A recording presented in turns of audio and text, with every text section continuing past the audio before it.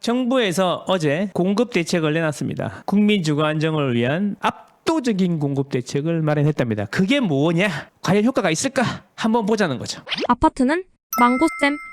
공급 대책이 나오기도 전부터 이제 벌써부터 지라시들이 많이 돌았는데 처음에는 기대 만발이었죠. 그래서 알고 보니 이 지라시들의 내용은 우리의 소망을 담은 것들이었던 것이었죠. 그래서 막상 이제 지나고 나니까 이제 원희룡 장관님께서 초반에 말씀하셨던 것들이 하나 둘씩 무너지기 시작했어요. 그래서 제일 대표적인 게 지방 미분양, 뭐 양도세 이야기도 있었고 뭐 많았는데 최근에는 이제 생활형 숙박시설, 오피스텔 주택수 제외 이런 이야기까지 많이 나왔었는데 제가 지난주 지지난주 계속 말씀을 드렸지만 뭐 이렇게 대충 하던 거나 잘하려고 내놓은 것 같습니다. 자, 어쨌든 그 전부터 그래서 이런 기사들이 나왔죠. 이번 공급 대책은 부동산 시세에 별다른 변수가 되지 않을 것이다. 그래, 결론은 이미 말해버렸어. 공급 대책이라는 걸 내놓으면 이제 우리가 이런 생각을 하는 거지. 그럼 당장 지금 공급 대책이 나오니까 집값이 안정되는 건가? 이런 생각을 하는데 공급은 아주 장기적인 프로젝트라는 겁니다, 여러분. 이게 바로바로 집값에 영향을 안 주는 게 맞아요. 맞는데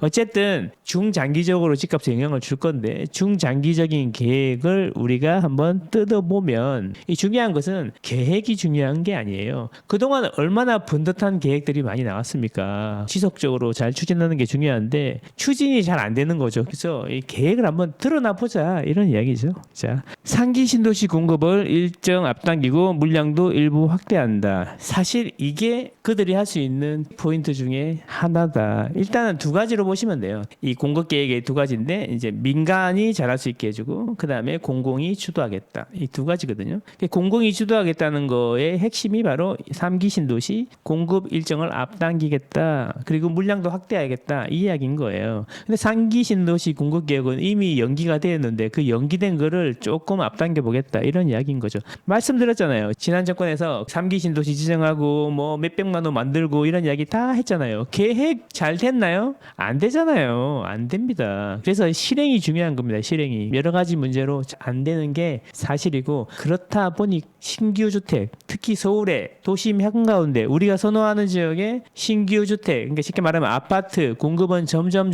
힘들어지고 줄어드니까 서울 도심의 아파트 가격은 계속 오를 수밖에 없고 그 주변 변두리에다가 신도시 지정해갖고 패드타운 만들고 GTX 넣어가지고 왔다 갔다 하게 만들 거란 이야기잖아요. 그러면 결국에는 뭐냐면 그 사람들이 서울의 대기 수요가 되는 거죠. 그래서 서울 사람들은 그쪽으로 안 가고 그 주변 집값만 떨어지는 거야. 거기 살다가 결국에는 돈 모으고 서울 갈 형편 되시는 분들은 서울로 들어오겠지. 그런 거죠. 그럼 결국에는 뭐냐면 서울 도심 내에 그 신규 공급을 하기가 힘드니까 변두리에만 지정하는 거잖아요. 그래서 우리가 3기 신도시를 지난 정권에서 계획을 딱딱딱 했고 2025년, 2026년이면 입주를 할 수 있을 거다. 뭐 사전 청약도 벌써 했고 이랬는데 뭐 아직 땅 보상도 안 끝났다는 이야기도 많죠. 사람도 안 나갔는데 벌써부터 이제 뭐 집을 지어서 공급하겠다 이러고 있는 거죠. 어쨌든 그걸 땡기겠다 이런 겁니다. 자, 새로운 게 없어요. 하고 있는 걸 열심히 잘해보겠다 이런 이야기인 거예요. 자, 정부가 추석 전에 발표하는 주택 공급 대책에는 3기 신도시 일정을 앞당기고 물량을 일부 확대하는 게 나왔다. 이 기사의 요는 뭐냐면 공공에서 3기 신도시를 빨리빨리 하게 해주고 지으려고 했던 계획했던 집을 좀 더 짓게 해주겠다. 이런 이야기였다는 거죠. 그래서 이거는 결국에는 큰 영향을 안 줄 것이다.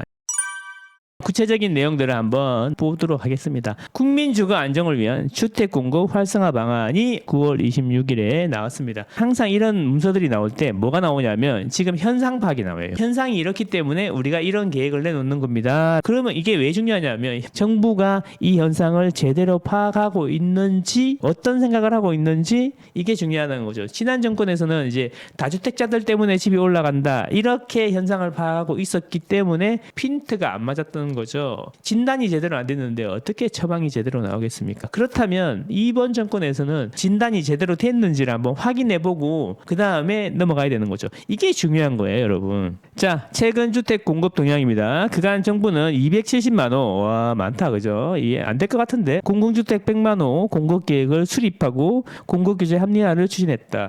계획을 수립했다는 거예요. 한다는 게 아니에요. 계획을 만들었다는 겁니다. 그 결과 선호도 높은 도심 내 민간 중장기 공급 기반을 강화했다. 이게 중요합니다, 여러분. 선호도가 높은 도심은 어디예요? 서울이죠, 서울. 도심이라는 건 뭐예요? 도심이라는 이야기는 이미 집이 다 들어가 있다는 거죠. 인프라가 들어가 있다는 거죠. 여기에 중장기적인 공급을 하려 그러면 뭐 해야 돼? 재개발, 재건축을 해야 된다는 거지.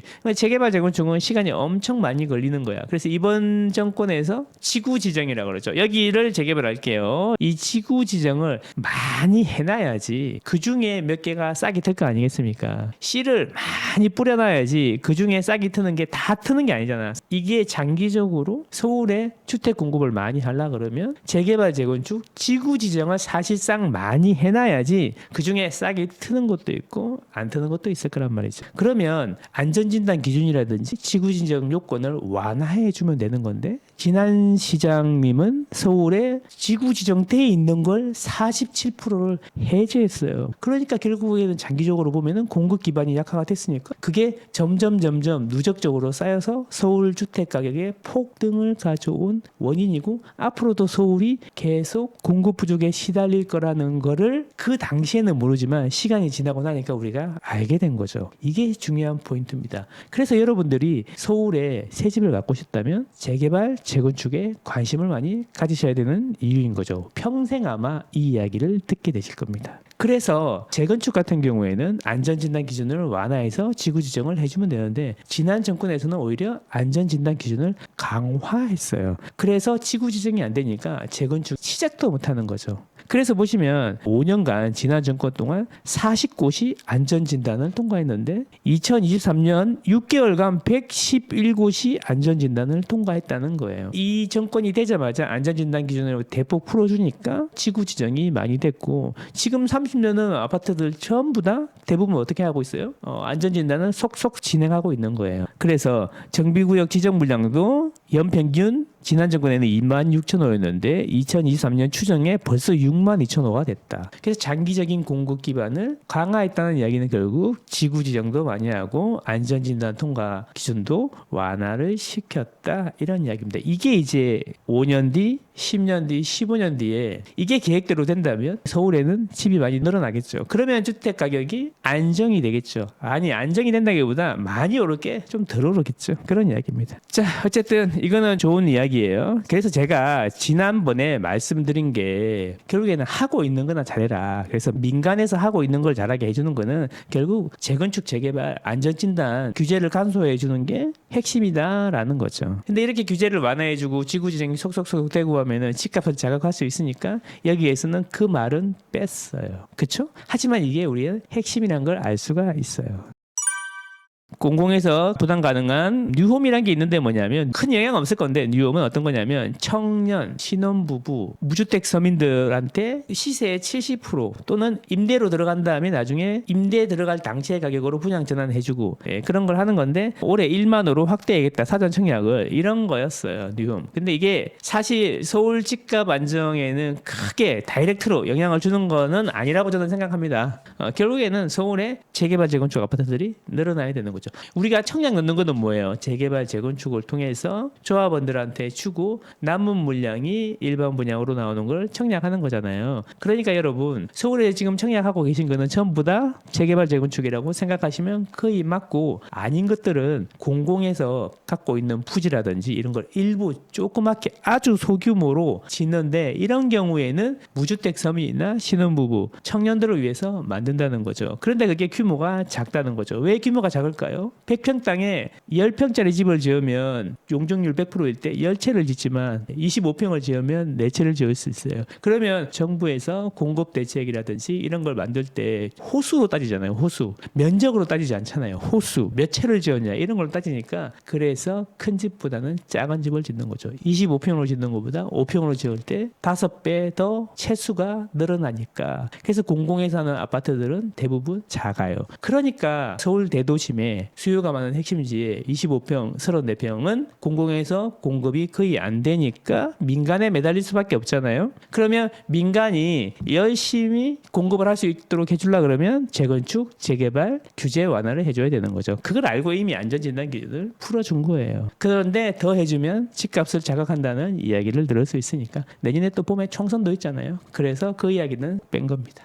그래서 결국에는 뭐냐면 다만 작년 하반기부터 공급 여건이 악화되면서 단기적으로 주택 공급이 위축될 상황이다. 단기적인 게 아니고 중장기적으로 매우 심각한 사태가 될 것이다. 저는 서울의 주택 공급이 앞으로 매우 심각한 상황에 놓이게 될 것이라고 생각하는 사람입니다. 그래서 마음이 급한데 여러분들은 마음이 편하신가 모르겠습니다. 그래서 인허가 전년 동기 대비 39% 감소했고요. 착공 같은 경우에는 56% 감소했습니다. 그러니까 이게 56% 감소했다는 거예요. 앞으로 3년, 4년 동안은 한 20년간 서울에 매년 공급됐던 것 대비해서 56% 이상, 반 이상 줄어있는 입주를 맞이하게 될 것이다. 준공은 어때요? 작년과 유사하거나 최근 감소했다. 준공은 뭐예요? 이게 3년 전, 4년 전에 한 거잖아요. 2023년이니까 2020년 얼마나 활활 타올랐습니까? 그때는 뭘 부시고도 다 집을 지을 수 있을 정도로 집값이 비싸고 분양도 잘 되지 않았습니까? 그러니까 이게 화랑기에 분양을 해놓은 게 지금 입주하는 거고, 지금 불황에 집지 못해서 공급이 줄어드는 거는 3, 4년 뒤에 부메랑으로 다가올 거다, 이런 이야기죠.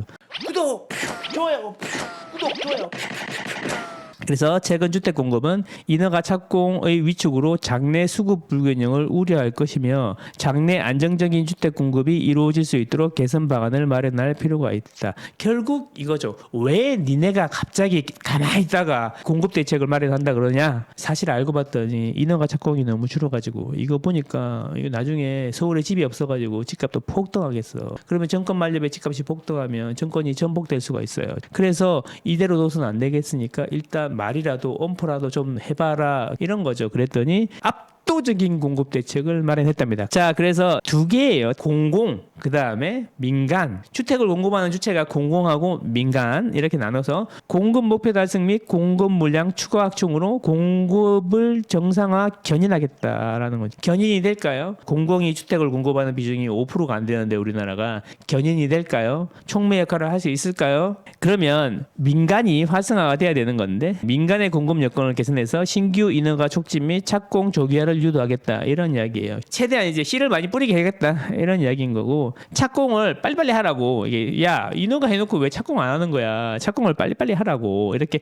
착공 빨리빨리 하라고 하나요? 민간은 돈이 안 되면 안 움직입니다. 그래서 민간을 자극하려면 돈이 되게 해주면 됩니다. 돈이 되게 해주는 거는 여러 가지 방법이 있는데, 판매 가격 올려주거나 아니면 원가를 줄여주면 되는 거죠. 그 원가를 줄여줘야 되는데 원가가 엄청 올라갔지 않습니까? 그래서 공사비 문제가 나오는 거고, 공사비로 인해서 분양가가 올라가는 문제가 생기는 거고, 분양가가 올라가니까 가격이 올라가는 비용 인상 인플레이션이 일어나는 거예요. 근데 그거를 원자재 가격을 정부가 어떻게 할 수가 있나? 없잖아요. 그렇기 때문에 이제 다른 꼼수를 써야 되는데 그 꼼수를 한번 알아보도록 하겠습니다. 일단 첫 번째 공공부터 한번 알아보면요. 공공주택을 공급 물량 확대하겠다. 요거는 이제 어떤 거냐면은 3기 신도시에 이미 지정이 돼 있잖아요. 거기다가 집을 더 짓게 해주겠다, 이런 거예요. 그리고 빨리빨리 하겠다, 이런 이야기입니다. 요거는 공공에서 컨트롤을 할 수 있으니까 좀 빨리 할 수 있지 않을까, 이런 생각인데, 어쨌든 부천 대장지구가 제일 빠른데, 제일 빠른 이유가 논밭이 많아요. 기존에 논밭이 많아요. 그래서 구상이 빨리 끝난단 말이에요. 근데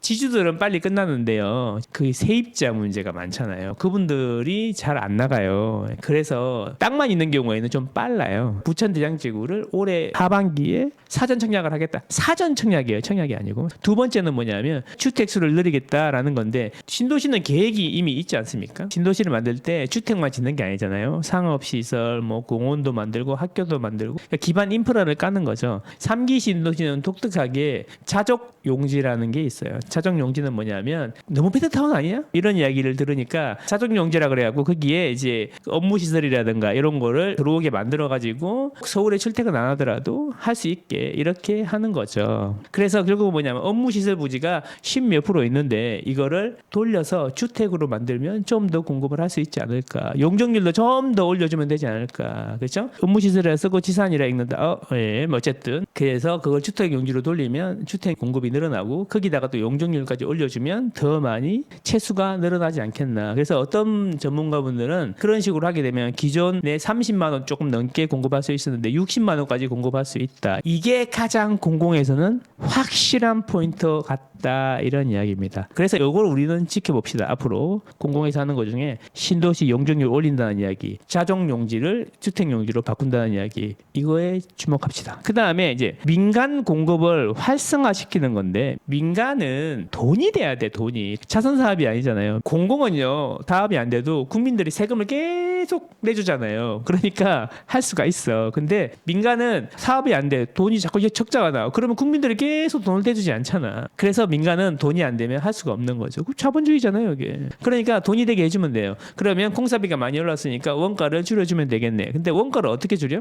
아니, 원유값이 올랐는데 원유값이 오른 걸 깎을 수는 없잖아요. 그래서 결국에는 뭐냐면 땅값을 낮춰줘야 되는데 땅값도 낮출 수가 있냐 이거죠. 없다는 거죠. 그래서 니네가 땅을 들고 있는데 돈 안 되는 것들은 그냥 싸게 팔 수 있게 해줄게. 이게 포인트입니다. 그래서 사업 여건을 개선해 준다고 하면서 뭐 이런 것들을 한다고 합니다. 사실 저는 크게 효과가 없을 것 같습니다. 원활한 자금 조달 지원은 뭐냐면 이게 이자를 깎아주겠다는 거잖아요. 근데 이거는 다 좀비 상태로 계속 유지시켜 준다는 것밖에 안 되는 것 같아요. 그 다음에 공급 효과가 빠르고 확실한 비주택, 그러니까 연립, 뭐 도시형 생활주택 이런 거 자금 조달 지원을 저리로 3.5%에 해주겠다 이런 이야기입니다. 자, 저는 이게 핵심인 것 같아요. 도심 공급 기반을 확충하겠다. 이게 재개발 재건축이잖아요. 그래서 사업 절차 개선 중에 뭐가 있냐면은 지구 지정하는데 시간이 오래 걸리고 심사하는데 오래 걸리니까 이런 것들을 빨리빨리 하게 해주겠다 이런 겁니다. 그리고 소규모 정비사업 같은 경우에 빨리빨리 진행이 되잖아요. 이것도 사업성을 개선해주겠다라는 건데, 소규모 정비사업은 1만 제곱미터 이하만 지정이 가능한데 1만 제곱미터가 아니라 2만 제곱미터, 4만 제곱미터까지 해서 규모의 경제를 만들어주겠다. 이런 이야기더라고요. 그래서 이런 것들을 한답니다. 결국에는 재개발 재건축이 속도가 빨라지면서 활성화가 되는 거네. 여기에다 이렇게 숨겨놨네요. 어쨌든 핵심 포인트는 뭐다? 공공에서 할 수 있는 거는 상기 신도시 용적률 올려주고 주택을 지을 수 있는 토지를 더 확보해 주는 거고요. 민간에서 하는 거는 뭐냐면 민간이 돈이 되게 해주는 건데 원가는 어떻게 할 수가 없으니까 빨리빨리 진행하게 해줄게 이런 거죠. 이게 답니다. 그런데 재밌는 거 하나 갖고 왔는데, 상가주택 소유자 문제 요거 있잖아요. 상가 지분 쪽 얘기가 말이 많았잖아요. 그래서 이게 상가랑 맨날 부딪히고 진행이 잘 안 되고 하니까 뭐 안전진단하고 막 이럴 때 막 쪼개놓는 거예요. 그래서 이거를 그 주택하고 똑같이 형평성 있게 해주겠다 이런 거죠. 요거는 기존에 하던 거를 그냥 껴는 것 같아. 이 장표가 다 이런 식이다라는 거다. 자, 결론적으로 말하면 정리해 보겠습니다. 압도적인 공급 대책은 사실은 재건축 재개발 활성화법이요. 상기 신도시의 자정 용지를 없애는 법이고 용적률도 올리는 법이다. 그래서 공급 대책은 민간하고 공공 두 개로 나눌 수 있는데, 공공은 3기 신도시에 집을 더 짓는 거고 민간이 하는 거는 재개발 재건축을 활성화시키는 거다. 오피스텔 주택수 빼준다고 그렇게 얘기했는데 안 된다. 생숙 오피스텔로 전환 안 된다. 왜 그런지 아시죠? 정부에서는 생숙을 오피스텔로 전환하라 그랬잖아요. 2년 정도 줄 테니까 전환하라 그랬는데 그게 안 돼요. 왜 안 되냐면 숙박시설이잖아요. 숙박시설에 주차장 규정이 있을 거 아니에요. 예를 들어서 오피스텔인 경우에는 100대의 주차장이 필요하고 생숙인 경우에는 50대가 필요하단 말이에요. 법으로. 그럼 딱 50개만 지을 거예요. 그렇죠? 근데 이거를 오피스텔로 바꾸려다 보니까 지자체에서 주차장이 50개가 모자라네요. 허가 안 됩니다. 이렇게 나오는 거예요. 근데 정부에서는 하라 그러고 막상 하라 그러니까 지자체에서 안 해주고 이런 거잖아요. 그러면 지자체가 해줄 것 같아요? 해줄 수 있냐 이거죠. 못 해준다는 겁니다. 형평성 문제가 생기잖아요. 그러면 아니 오피스텔 말고 다른 데도 다 바꿔달라 그럴 거 아니에요. 그래서 못 해주는 겁니다. 그래서 이거를 어떻게 될지 참 모르겠지만 사실은 다 우리의 욕심 때문이 아니었나. 주택수에서 빼준다 그러니까 좋다고 했는데, 그래서 많이 올랐는데 막상 바람이 빠지고 나니까, 물이 빠지고 나면 누가 팬티를 안 입고 있는지 알 수 있다. 그런 거예요. 그래서 우리는 좋은 것만 하기로 하는 겁니다. 저는 여러분과 여러분 가족의 행복을 응원합니다. 안녕.